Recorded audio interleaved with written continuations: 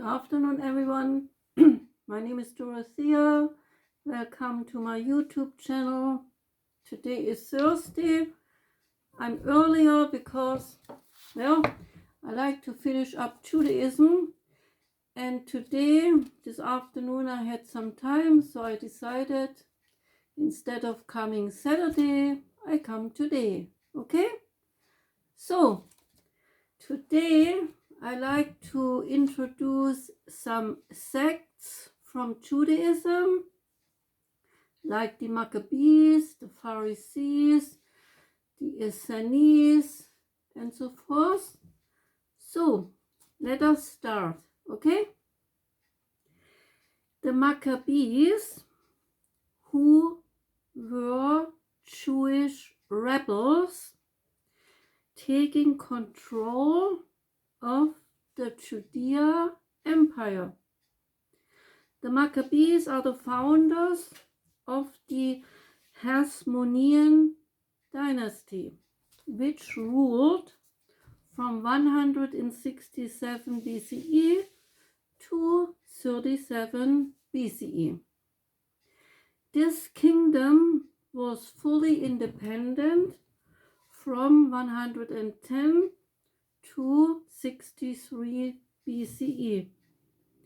By conquest, the boundaries of Judea were expanded so as to reduce the influence of Hellenism and Hellenistic Judaism. The Maccabean revolt is known by Judah Maccabees, who led an army of Jewish dissidents to victory over the Seleucid dynasty in a guerrilla warfare.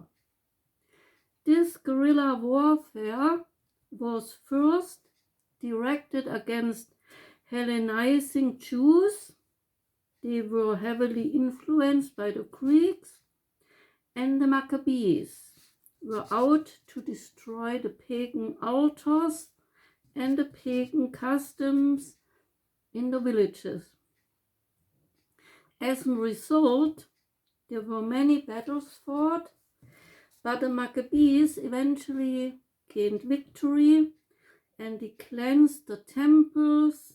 They re-established traditional Jewish worship there, and they also installed Jonathan Maccabee as their high priest.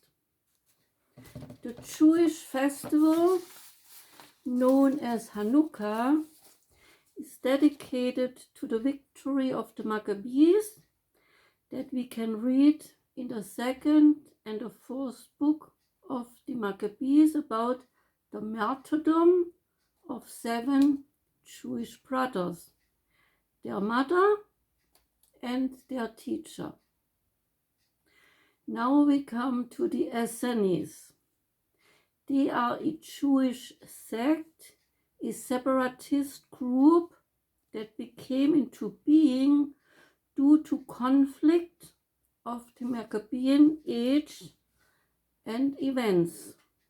Essenes rejected temple rites and the Jewish sacrificial system. Because the Essenes are missing in the Bible writings, we rely on ancient writers like Josephus, Pliny the Elder, and Philo of Alexandria, who wrote and mentioned the Essenes. We still don't know or don't have the whole facts about the precise nature of the Essenes, but we know that a community called Qumran, an Essenes group, they produced the so-called Dead Sea Scrolls. Pliny writes about a group of Essenes that this group was about 4,000 men. Scholars gave the name Essenes to the Qumran community, and this Qumran community called themselves sons of Zadok, or men of the community, or members of the covenant, or sons of light.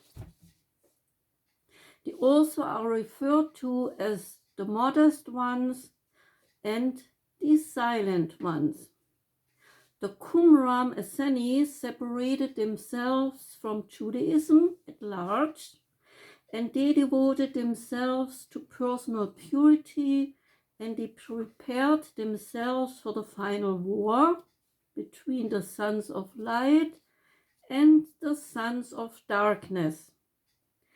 This is a so-called apocalyptic faith, looking back to their teacher of righteousness, referring to Jesus, and the Essenes believed in a coming of 2, possibly 3 messiahs, but when in 70 AD the Jewish expectations, because the temple back then in the 70 AD, the temple was destroyed, so their apocalyptic expectations came to a sudden halt. Essenes were not mentioned in scripture, but their ascetic lifestyle can be compared to John the Baptist's time, as recorded in Matthew 3. In the New Testament, that is. There are also some scholars who equated the beliefs of the Qumran community with the origins of Christianity. Now we come to the Sadducees. Sadducees are so-called high priests, and they are the wealthy population of aristocrats and rich merchants. The Sadducees were active during the Second Temple period, starting from the 2nd century BCE through the destruction of the temple in 70 CE. The Sadducees fulfilled political, social, and religious roles, including the maintenance of the temple in Jerusalem. Greek Hellenism influenced the Sadducees, but not only Greeks influenced them, but also Roman rulers of Palestine made an impact on the Sadducees. Sadducees represent conservatism within Judaism, and they rejected resurrection, retribution, a future life, and also they rejected the existence of angels. Sadducees were found in temples where they taught the Pentateuch. Sadducees also believed in the traditional Jewish concept of Sheol. It is a place of darkness, silence, and dust to which the spirit descends at death. After the destruction of Herod's temple in Jerusalem in 70 CE, the Sadducees become extinct. Now we come to the Pharisees.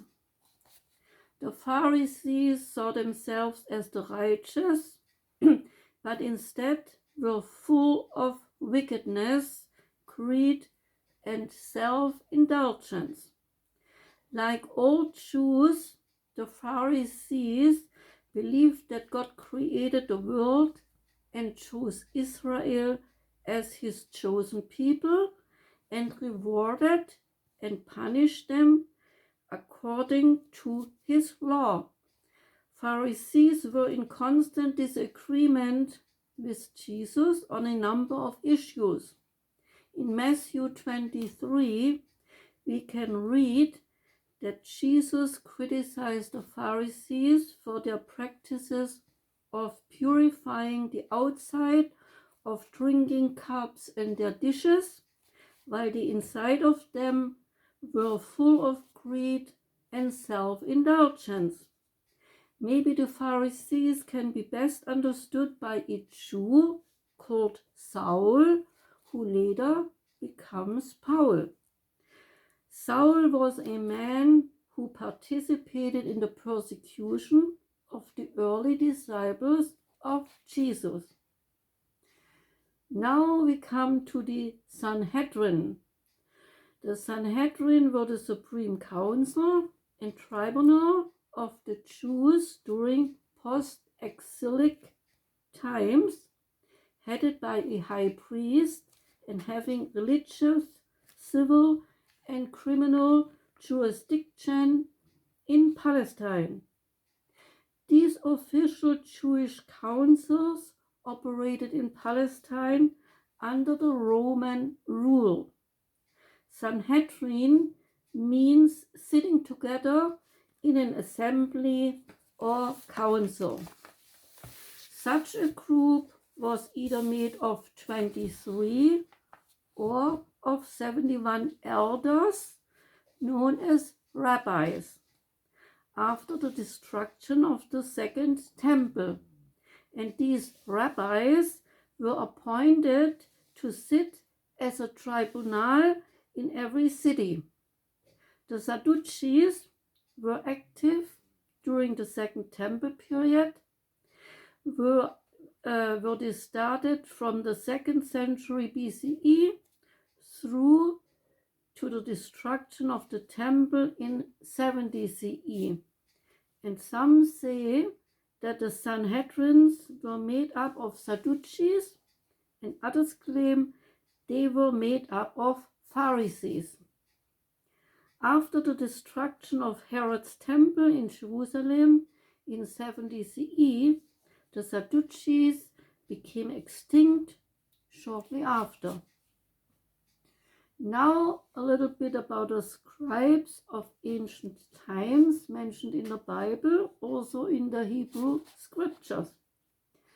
Scribes were drafting legal documents, contracts of marriage, divorce, loans, inheritance, mortgages, sale of lands, and so forth. There were so-called Pharisee scribes. They were religious and political leaders, and as an elite group, they had a hold over all the written texts. So, that was about the Jewish sects, and I think, I think I'm pretty much finished with Judaism, and on Saturday I start with the Christianity, and then, I promise then we will talk about medicine man and things like that. And then I think truly I give it a rest, because to tell you the truth, I don't know, but by rereading all my notes from school back in 1996 up to 2000, or 1994 to 2000, it somehow lost the flavor. When I reread it, I tried my best here in my channel to introduce different religions, and although it was kind of fun, it somehow really lost the flavor for me, and truly I don't like any of it, taking it over for myself as a guideline. What I found out by doing it, I found out for me, the universe is my God, the stars are my God, the sun is my God, the moon is my God, the universe is my God, everything beautiful in nature is my God, and so that's good enough for me. I don't want to believe in Christianity anymore. I don't want to believe in Judaism. I don't want to believe in Islam. I don't want to believe in Hinduism. I don't want to believe in any of it. because truly religion always got the world in trouble, because people, they are so fixated on their own only religion, and it confuses people, and it is part of the conflict on earth, that people hate each other, that people, well, yeah, hate each other just because the other person has another religion and things like that. So I like to just get rid of it all and don't want to continue believing in such things anymore. And that's why I think I quit after I talked about Christianity. And then I talked later on a little bit about the Indian beliefs in America. And after that, I'm pretty much done with the whole thing. I don't know if I will get another channel about another subject, or I just quit it altogether. I have to make my mind up about it. I didn't make it up yet. I don't know what else I could talk about in my channel. I also don't want to talk anymore about philosophies, because I think it's outdated. I don't think people today care much about all the different philosophies that we had either. We are in a completely new world. People don't care about things like that anymore. They shifted their focus on other things. So why should I bother and talk about all the different philosophies that I learned about? I don't think anybody cares to hear about it. So that's the reason why this is also coming to an end, or better to say, it didn't even start it yet, okay? But I will find out if I can continue about something else in our channel. If not, then I just quit altogether, okay? But today I have a nice juice that I made, green, green, green, like spring, spring, spring. It's cucumber, spinach, and what was in there yet was there, cucumber, spinach, and a pear. Cucumber, spinach, and a pear, and health to everyone.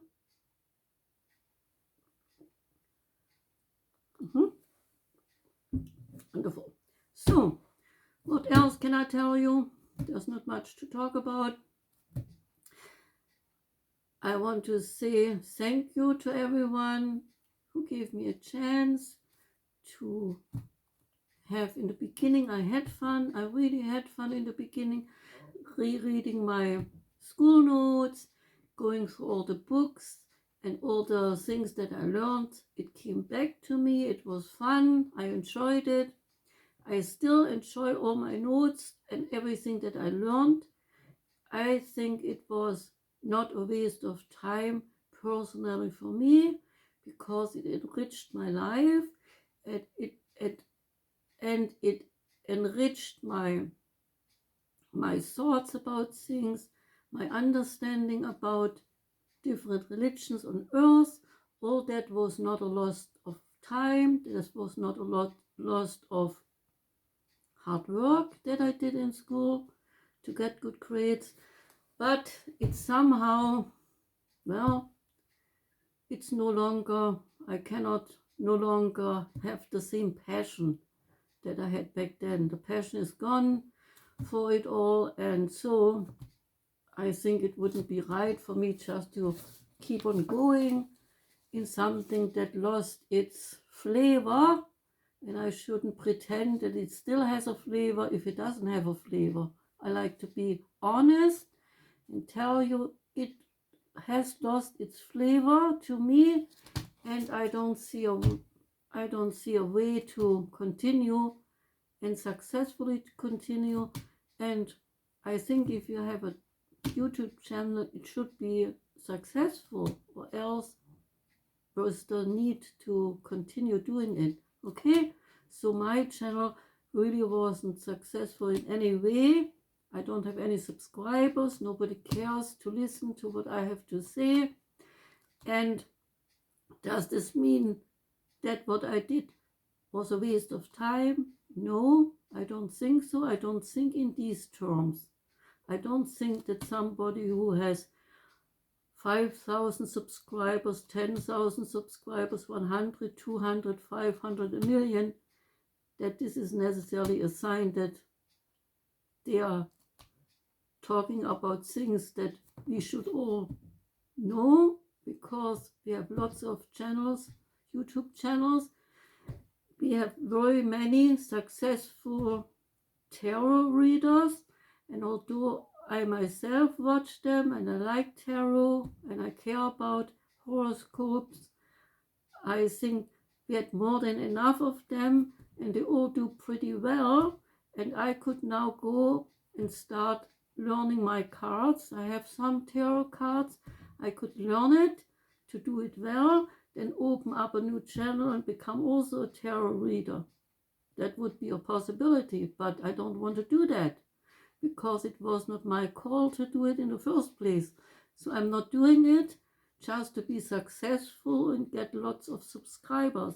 That's not my idea of doing things. I never in my whole life did things that way, and I'm not starting now at that time in my age either. So I have to find something else independent of all the other things, or I just quit after I talk about the different things that I had in mind, and after they are finished, then I will make up my mind how to continue or just to quit. Okay? But it was fun. It was fun. Every video that I made, I put my whole heart into it. I put my whole effort in it. I tried really hard to do it good and the best of my abilities, and more, well, I cannot do more than that because my heart was full in it.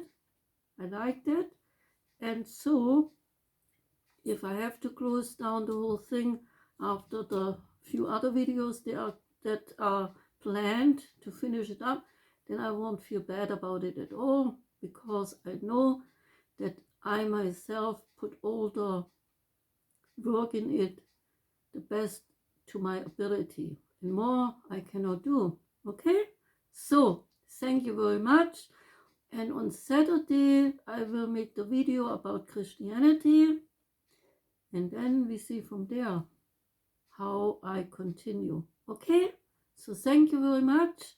Have a wonderful evening. I send out love to everyone who has things going on, wars, floods, whatever on earth is gonna happening right now. I'm with you. I hope you all stay safe, and I hope the conflict in Russia is somehow coming to an end soon. I hope they come together, the two sides. They are talking together, they show human sense, and they find a way to quit this madness. Okay? But until then, I hope the Ukrainians stay safe. I'm also with the Russian soldiers, because I know they just do their duty too. They are also doing the things in their own belief, whatever the Mr. Putin tells them they do.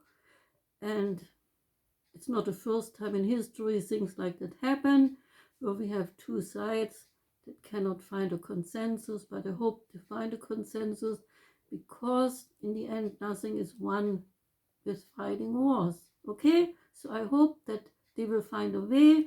I hope it's coming to an end soon and people can return home to the Ukraine, and I hope they still have a place to come to when they come back, and I hope that they still have a husband, a son, a father, whatever, who is alive.